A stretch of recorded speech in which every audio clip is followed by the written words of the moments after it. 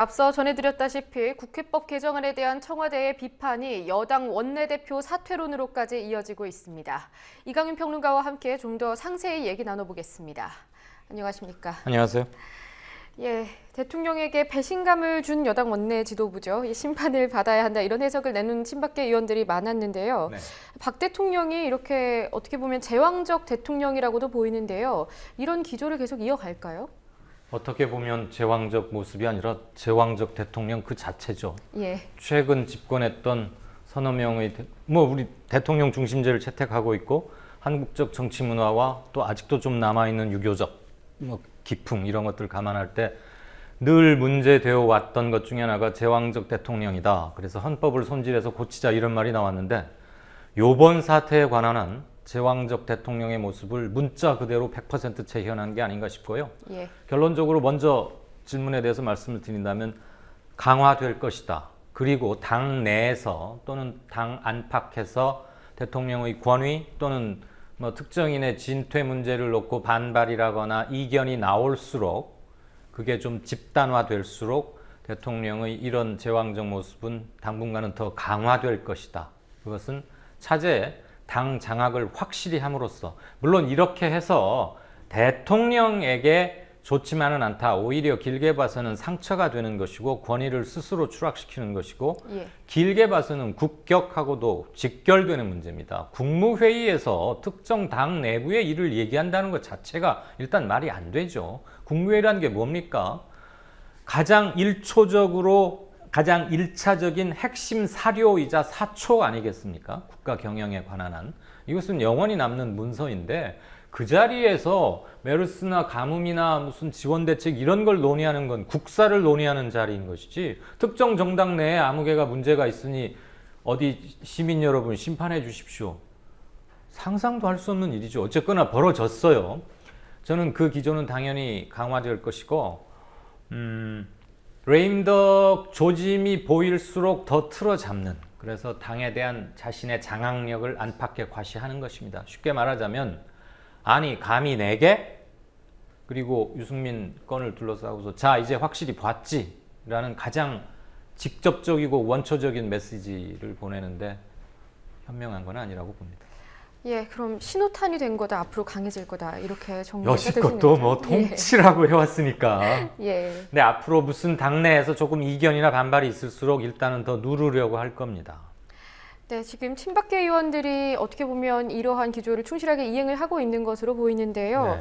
하지만 비박계도 만만치 않게 좀 반발을 하는 모습을 보이고 있고요. 예. 네, 그런데 어떻게 보면은 그 친박계 의원들이 비율적으로는 소수 의견 아닙니까? 소수 의견 아닙니까? 그렇죠. 수적으로는 친박계가 당을 장악한다거나 당의 다수나 대세는 결코 아니죠. 예. 이미 지금 당 운영권이 비박들에 의해서 점령된 지 오래지 않습니까? 김무성 대표 작년에 선출됐고 넉 달 전에 유승민 대표 아주 큰 차이로 돌아섰고 조금 다른 얘기지만 탈당했지만 정의화 국회의장도 지금 대통령과 점잖지만 확실하게 각을 세우고 있는데 탈당을 했지만 비박계로 분류되었었고요. 예. 그런데 친박계의 지원을 받았던 황우여 지금 부총리로 가 있긴 하지만 국회의장 선거에서 큰 표차로 지지 않았습니까? 즉 친박계는 대통령 만들기에는 성공했으나 당을 장악하는 데는 명백히 실패하고 있고 이 지금 사단이 난 첫 번째 당일날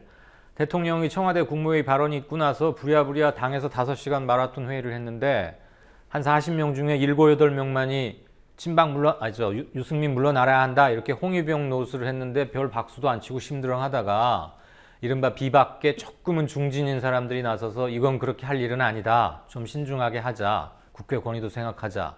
그리고 마지막에 유승민 대표가 더 잘하라는 채찍으로 알겠다고 하니까 큰 박수가 터졌다는 거 아니에요? 예. 그 이후에 지금 대통령이 진노한 거거든요. 그러니까 그 자리에서 아니 내 직계들이 그렇게 홀대받고 소수로 몰리고 제대로 호응도 못 받았단 말이야? 이 친구들이 모르는구만. 그래서 이제 부랴부랴 백라인으로 연결해가지고 제대로 알아라. 유승민하고 같이 못 가겠다는 거다. 그래서 그 다음날부터 바뀌기 시작했는데 예. 오늘 지금 새누리당 재선 의원 모두 39명이에요. 이 중에 21명이면 반을 조금 넘죠. 권성동 등등 우리가 꽤 이름 익히 아는 사람 몇 있습니다. 이 사람들이 다 어떤 글에다가 서명을 했는데 내용은 그거예요. 최고위원회의에서 유승민 거취 결정하지 말라.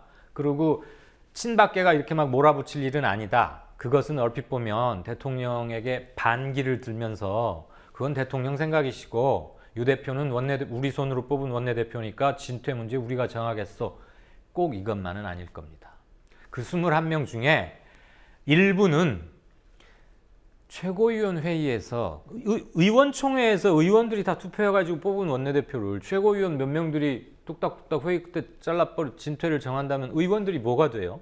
그러니까 의원총회를 열어서 사퇴하는 모양새로 가기 위한 출구 전략을 찾자 이런 생각을 가진 사람도 있고요.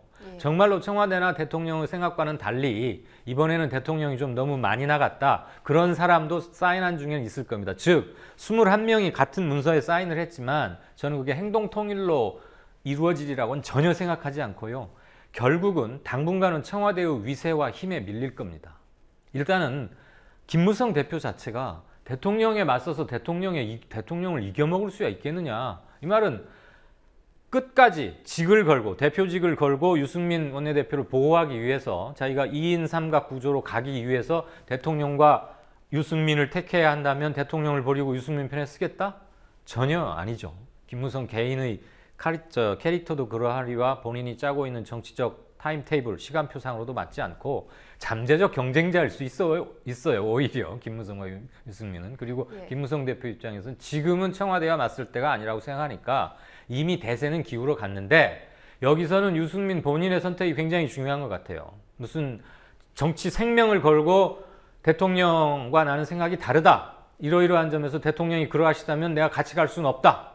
난 직을 버리고 나가지만 나는 내 정치 철학과 소신을 지키겠다. 최악의 경우에 공천을 못 받고 나를 쫓는다면 나는 무소속으로라도 서울이나 수도권에서 출마해서 심판을 받겠다. 뭐 이럴 수도 있겠죠. 그것은 가능성 중에 맨 끝쪽에 있다고 보는데 과연 그럴 만한 배포와 그럴 만한 사람인지는 모르겠지만 거기까지는 그냥 아닐 것 같고 모양새를 갖추면서 물러서는 쪽으로 가지 않을까. 내부를 자리를 지키면서 결사항전까지 가기는 이미 놓쳤다. 한다면 첫날 했어야 된다라고 생각합니다. 그러니까 그 의원총회에서 결정하자는 게 단순한 수적 우세를 믿고 하는 건 아니다. 출구 전략을 생각하는 것일 것이다. 그리고 이미 거죠. 청와대의 기류를 읽은 친박계를 제외한 불투명한 중립지대에 있다고 생각하는 의원들 상당수가 다음번 내년 4월 총선에 청와대의 힘이 어느 정도 상당히 작용을 하겠구나. 적어도 청와대에 완전히 밑보여서는 공천을 받기가 힘들 것이 거의 확실시 된다라고 하면 이 대목에서 깃발을 들고 나설 보수 여당의 특성상 그런 것을 기대하기는 힘들 겁니다. 그래서 의원총회를 한다는 게 다시 그러면 유승민을 계속 하게 할 거냐 물러나게 할 거냐를 찬반 투표로 정하자? 그런 의원총회라기보다는 중의를 모아가면서 이런 점도 있고 하니 올바른 당청 관계와 또 뭐 국정 운영 이런 얘기 하겠죠. 그러면서 최소한의 모양새, 결국 상처는 남지만 그럴 가능성이 지금은 높다고 봅니다. 일단 오늘까지는 친박과 비박이 정면 대결 양상을 보이긴 보였는데 이게 진짜 서로 그 강도를 세게 한 꽝 맞부딪힘이라기보다는 모양새를 갖추는 그런 점이 좀 있다 싶죠. 박 대통령이 그동안 보여온 행보를 보면 이번처럼 분열을 조장해서 지지 세력을 결집시키는 이런 전략을 사용한 적이 많단 말이죠. 그런데 이렇게 비민주적인 잡음이 계속 반복되면 결과적으로는 오히려 레임덕을 좀 앞당길 수 있지 않을까 하는 생각도 드는데요. 어떻게 생각하시나요? 이미 앵커께서 정답을 말씀하셨네요.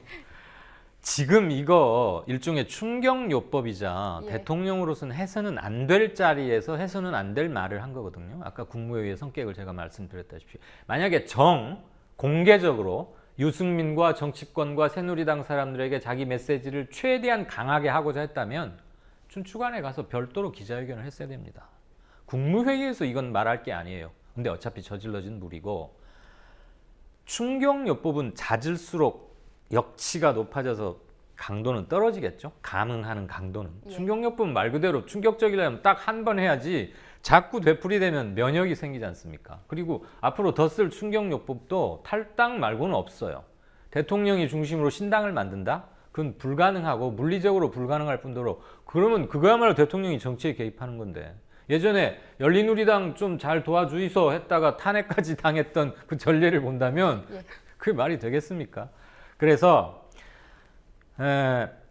반복될수록 민심 이반의 속도는 빨라지리라고 봅니다. 그리고 당장 아까 이 전 리포트에서도 나왔습니다만 여론조사 해보니까 박근혜 대통령의 가장 콘크리트 지지층 중에서도 핵심이라고 하는 TK 지역에서조차도 유승민이 나가야 되겠다. 아니다. 잘못한 게 뭔데? 좀 있지. 그게 비슷한 수로 나왔다는 거 아닙니까?